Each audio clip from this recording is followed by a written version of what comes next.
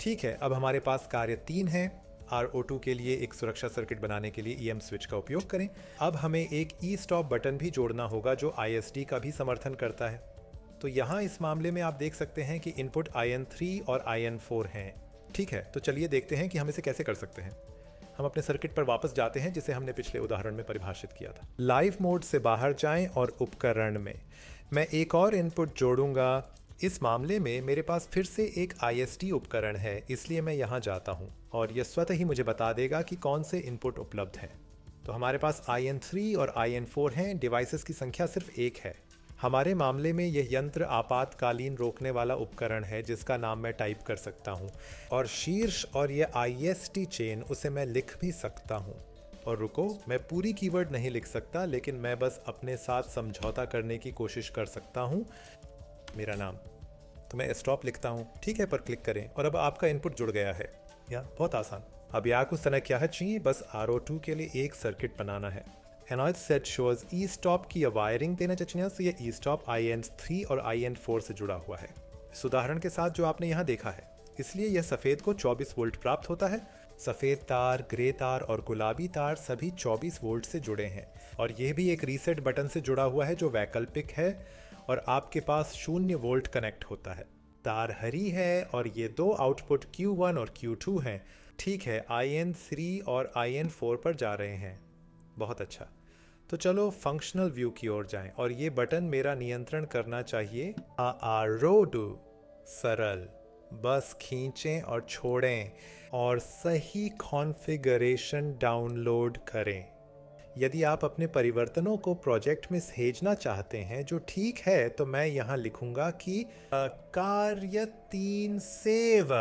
Controller के लिए मेरा डिफ़ॉल्ट पासवर्ड दर्ज करें। ठीक है, पर क्लिक करें, ये आउटपुट को बंद कर देगा।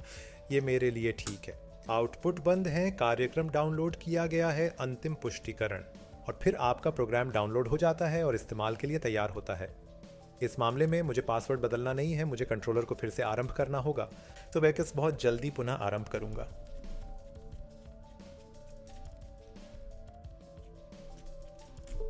यह घर है। अब कंट्रोलर पुनः शुरू हुआ है और आप देख सकते हैं कि रिले की आउटपुट स्थिति सच है, और RO2 के लिए यह सच नहीं है।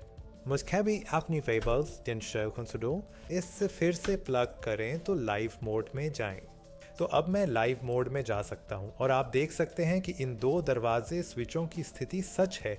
तो मेरा RO1 सच है, कुछ संचार विफलता, लेकिन ठीक है, और ई स्टॉप गलत है, तो R02 गलत है।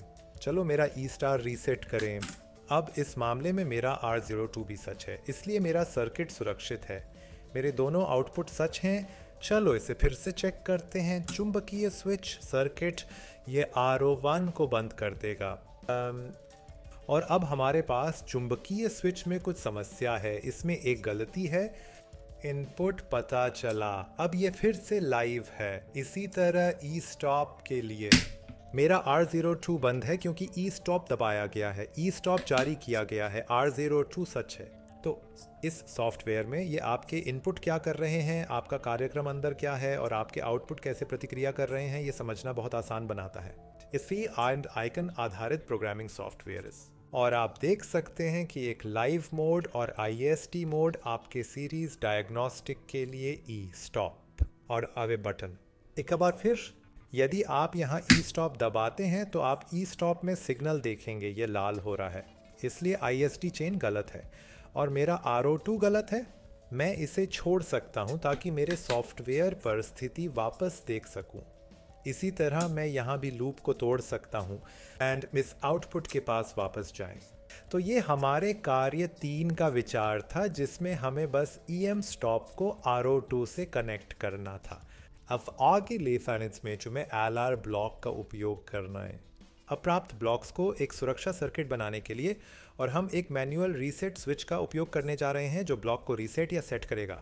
ठीक है, चलिए अगले वीडियो में देखते हैं।